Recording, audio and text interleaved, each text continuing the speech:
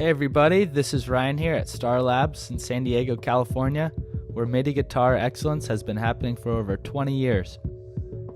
Today I'm going to teach you how to easily pair your awesome MIDI guitar to the recording software Reason so that you can be writing riffs and recording tunes in minutes. I'll also go over a current project of mine that is in its finalization phase to give you the breakdown of its essential components and also give you compositional insight and ideas that you can take to your tracks to make them more dynamic and interesting. Let's take a look. If you haven't already done so, launch Reason. Next, connect your Starr Labs equipment to the computer using a regular USB or MIDI cable.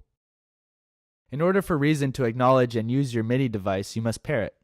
To do this, go to Preferences under Reason, and under the submenu, select Keyboards and Control Surfaces. Next, you're going to click Add. For Manufacturer, select Other, and you can leave the model as is. If you go down, you see MIDI Input, and you want to select Find. Now you're going to want to hit a key or button or knob on your MIDI device so that the computer will find it.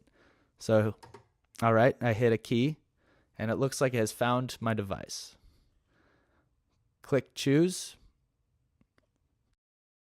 Click OK. Now your device is paired with Reason. Next, in order to hear sound, you must tell Reason where to send its main outputs. To set up what speakers Reason you will use as its main outputs, select Audio under the submenu. If you are not using an interface and will be hearing it either from your laptop or headphones plugged into your laptop, simply choose Built-in Output. For those of you that are using an interface or audio engine other than your computer, change the audio output to your desired location. For me, it is the Duet USB. You can close out of this window. Now that you've paired your MIDI guitar to Reason and have set up appropriate outputs, you're ready to start jamming. To do this, you're going to want to bring in a 14x2 mixer into your rack by going to Create, select Mixer 14x2. With your mixer highlighted, select Create, Create Instruments. Now select any patch to your liking. In this case, I'm going to choose a guitar, maybe this classy 6-string. Congratulations, now you can start jamming or recording. To learn the basics of recording and layering tracks in Reason, I suggest you go to YouTube where you can find a plethora of helpful tutorials. Now we'll be dissecting a completed song in Reason. Here's a song I've done recently entirely on one of Starr Labs' latest genius creations, the Clipper. From a fully customizable fretboard to endless parameter tweaks and a full LED light show, there's no music project or stage where this can't go. Although it is very oriented towards the recording software Ableton, you can still use the Clipper with any software, as I have done with Reason. Let's take a look at the song.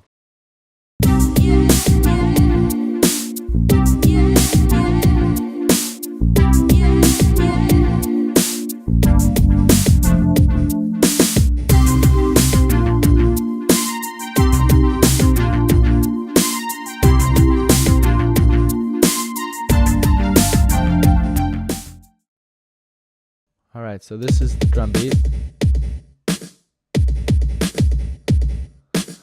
So as you can see, we got 2 snares going. Sometimes I like to do that just to fill it out. You know, we got this patch, we got this patch. So together,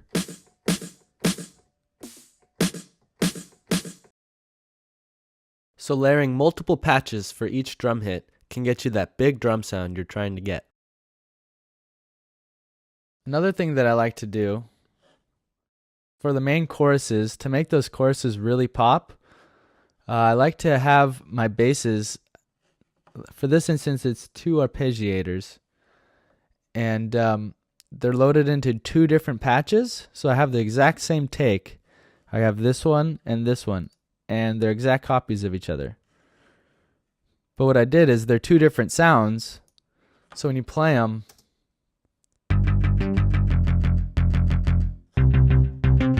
right? So I got this sound. It's kind of like dirty, raspy, and we got a more synthy, direct. But they're panned hard, or I'd say medium hard to the left and right, so they give you this nice chorus effect. It's really wide, and I do that to a lot of my songs.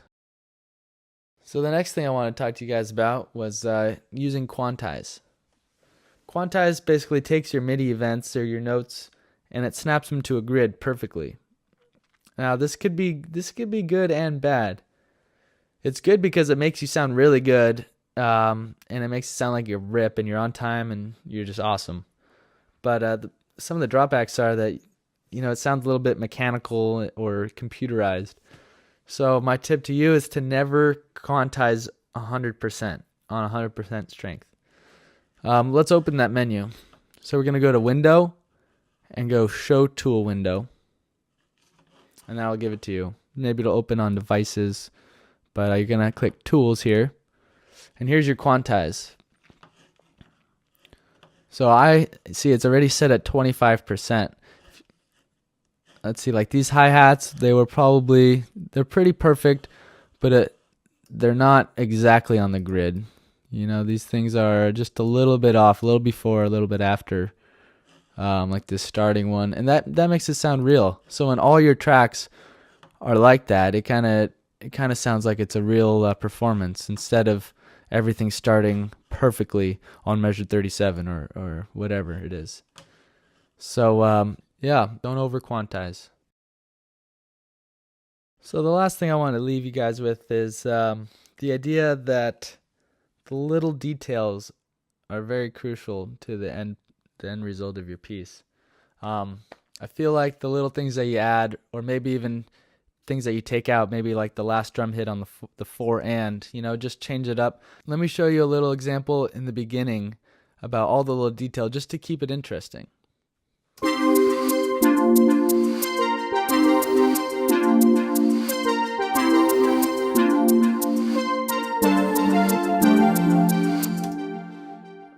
Right, so how many of you guys noticed the reverse snares?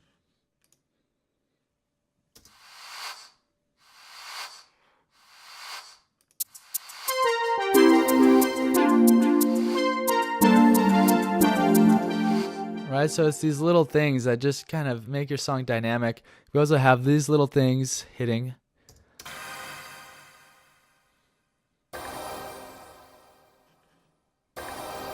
So those things are hitting along with this solo up here.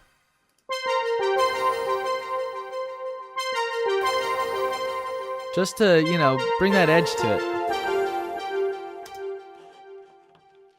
Alright, so I just wanted to give you that little idea. Mess around with it. Maybe next time you listen to your favorite song, try to find little nuances. I'm sure there are. Sometimes I hear the song for the millionth time, and I'm like, wow, there's that pad in there, and there's those hi-hats we're panning back and forth. There's always something to find out there, and maybe that'll give you insight into why you like that song so much. So just keep on listening and keep on practicing and watching tutorials. My name is Ryan from Starr Labs, and thank you for watching. Now let's watch the clipper in action.